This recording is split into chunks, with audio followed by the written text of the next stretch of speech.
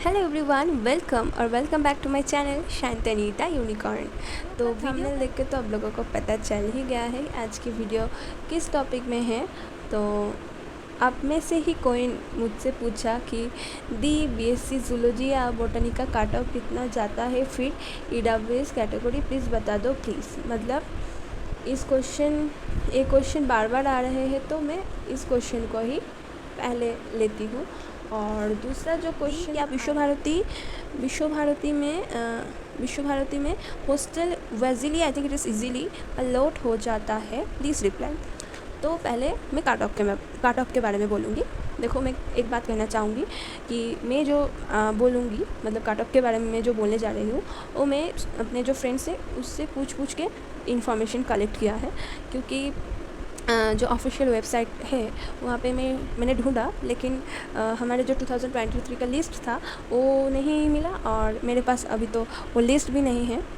तो इसीलिए मैंने इन्फॉर्मेशन कलेक्ट करके इन जनरल में बोल दूँगी, बट मुझे लगता है आप लोगों को समझ में ज़रूर आ जाएगा। तो VWU और विश्व भारती यूनिवर्सिटी में जो सीट होता है हर एक सब्जेक्ट के लिए, उनमें से 50% सीट इंटरनल्स के लिए होते हैं और 50% सीट्स एक्सटर्नल्स के लिए होते हैं। इंटरनल्स कौन होते हैं? इंटरनल्स आर दोस्त, मतलब वो लोग होते हैं जो लोग अपना हायर सेकेंडरी एजुकेशन विश्व भारती बोर्ड के अंदर और शिक्षा सत्र या पाठो भवन से कंप्लीट करते हैं, वो लोग इंटरनल्स होते हैं। और अदर्स जो प्लेसेस होते हैं वहाँ से जो आते हैं उनके लिए 50% सीट्स होते हैं। तो जूलॉजी एंड बोटानी दोनों के लिए पूछा। मैं बोटानी से हूँ तो मैं बोटानी के ही मतलब ज़्यादातर जानती हूँ। जूलॉजी का उतना पता नहीं, बट कैसा थोड़ा बोल सकूँगी शायद। देखो, जूलॉजी का काट ऑफ बोटानी से हाई जाता है, क्योंकि मैं अगर इंटरेस्ट पॉइंट ऑफ व्यू से कहूँ तो जूलॉजी में ज़्यादातर लोगों का इंटरेस्ट होते हैं बोटानी से। जूलॉजी में इसीलिए काट ऑफ थोड़ा सा ज़्यादा होता है। तो अब बोटानी के काट ऑफ के बारे में अगर बोलूँ तो पहले जब फर्स्ट काउंसलिंग जब हुआ था तब बहुत सारे लोग ऐसे थे जिन लोगों का 200 आउट ऑफ 200 आया, किसी का 190 भी आया। बट वो लोगों में से बहुत सारे स्टूडेंट्स ऐसा किया कि कॉलेज छोड़ दिया, नीट के प्रिपरेशन और अदर्स प्रिपरेशन के लिए चले गए, अदर्स कॉलेज में चले गए, अदर्स सब विश्व भारती में भी अलग सब्जेक्ट्स में चले गए। तो अभी तक हमारे क्लास में है, ऐसा अगर कहूँ तो हाई स्कोर है 185 और 187 में पकड़ लूँगी। 187 हाई स्कोर है। और इन जनरल अगर कहूँ तो लास्ट स्कोर 90 तक गया, तो 90 टू 187 टू 90 इन जनरल। और जनरल्स के लिए मैं बोलूँ तो 187 टू 140। एंड एससी के लिए अगर कहूँ तो 120 टू 90। और एसटी तो उससे कम समझ लो 50 तक भी हो जाएगा। तो आई थिंक आप लोगों को समझ में आ गया है कि काट ऑफ थोड़ा सा इस बार भी इधर उधर हो सकता है। 190 भी हो सकता है, 190 से 100 जा सकता है। लेकिन अगर कहूँ सेफेस्ट स्कोर क्या है तो आई थिंक 100 प्लस हमेशा सेफेस्ट स्कोर रहेगा। और जूलॉजी में अगर कहूँ तो बहुत सारे ऐसे लोग हैं, बहुत सारे लोगों को 200 आउट ऑफ 200 मिला। तो जूलॉजी में भी 100 प्लस सेफेस्ट स्कोर है, लेकिन मैं कहूँगी जनरल्स के लिए थोड़ा सा 140 प्लस या 150 प्लस आई थिंक सेफेस्ट होगा, तो जूलॉजी में हो जाएगा।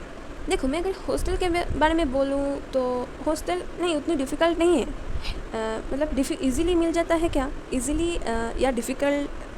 पहली बात तो मैं खुद हॉस्टल में नहीं रहती हूँ, लेकिन मैंने बहुत सारे फ्रेंड्स को देखा कि थोड़ा सा टाइम लग सकता है। तुम पहले अगर आओ तो थोड़ा सा टाइम लग सकता है। I hope I think 3-4 months 5 months maximum लग सकता है, उससे ज़्यादा नहीं लगेगा तुम्हें।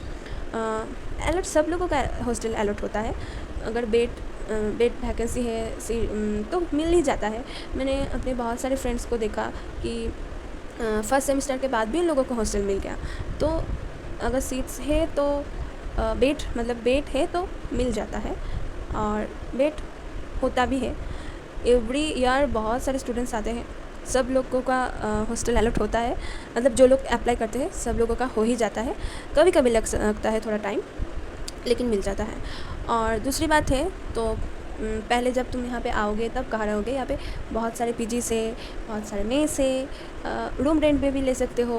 तो बहुत सारे ऑप्शंस हैं, तो रहने का कोई फ़िक्र नहीं। स्टूडेंट्स के लिए यहाँ पे बहुत सारे रहने के लिए बहुत सारे थिंग्स अवेलेबल है, डरने की कोई बात नहीं है।